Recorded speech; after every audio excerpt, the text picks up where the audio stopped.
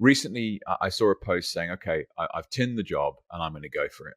Why are you doing that?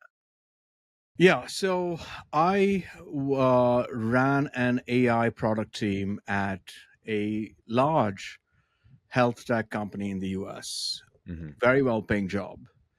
Um, and, it's all, I've been at this job for almost 5 years now.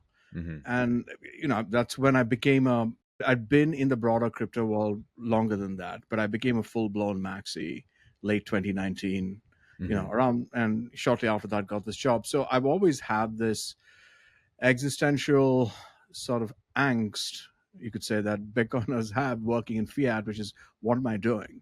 Right? Mm. All my labor. Quite a simple question. It is a simple question. Right? All my labor is going into ultimately increasing at best, increasing the stock price of this behemoth corporation. Yes, they build products that supposedly do X, Y, Z, but at the end of the day, it's all about shareholder value. So, what is how am I making the world a better place now that I have this sense of meaning and purpose as a Bitcoiner? So, that was that general existential dread I was carrying with me. I would say about a year and a half ago, the job became decidedly toxic and unmanageable. It was bearable until then. Also, the nice paycheck helped uh, ease some of the pain. Um, and then pretty much for the last year and a half, since early 2024, I'd say, I'd been grappling with this. And the way I'd rationalized it to myself was, look, I have a 14-year-old son. I live with him and my wife. He wants to be a football player, so my wife is sort of putting her career pretty much on hold to drive her around to soccer practice and Hmm. all his camps and what have you. Right? She still works a little bit, but so it was on me to support the family for the most part. And the way I'd rationalize this is, look, I'm doing this for them. I'm doing this for them. I'm, working, stacking, although, I mean, what's stacking, right? It's all gone in a boating accident. But Mm. in any event, I'm doing this to be a better father and a better husband.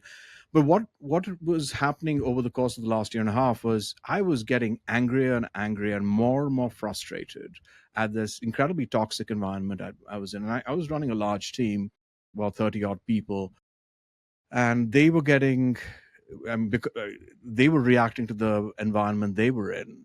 There were people quitting, there were people uh, or people who just couldn't quit, right, who felt trapped, and that was affecting their quality of work.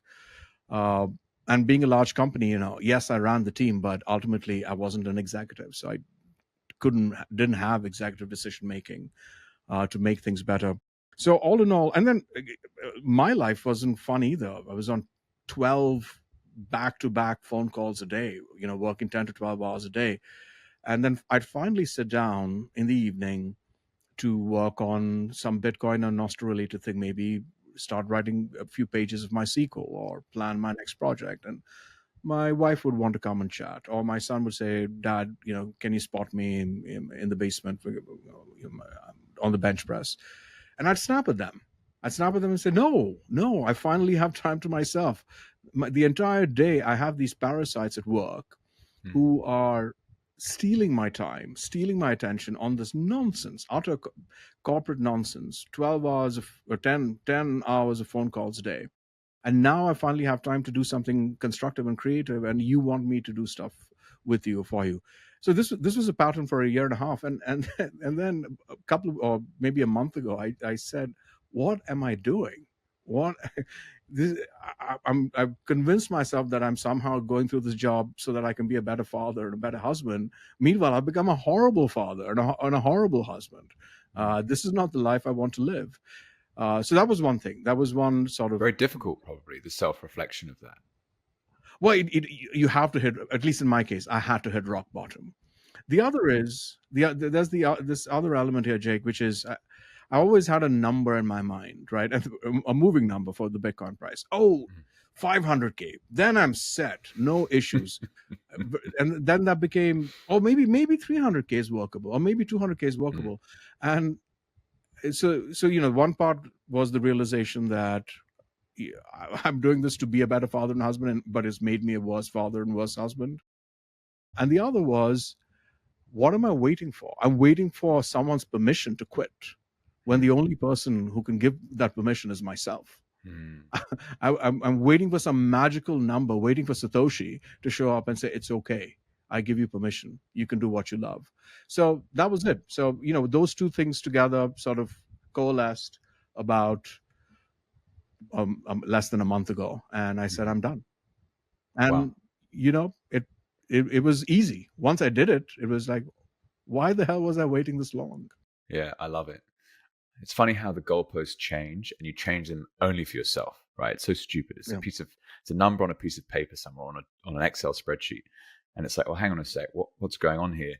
But the day that I quit my last fiat employment contract and did so, I was taking a risk, yes, but I don't think I'll ever feel that wealthy again. When it really sunk in, maybe a year or so later, and Bitcoin had rocketed by this stage, which helped, but it was like, I'm never doing that again. Oh my Hmm. gosh. And it is an extraordinary sense of freedom. Right. And like you won't feel it till you try it. Right.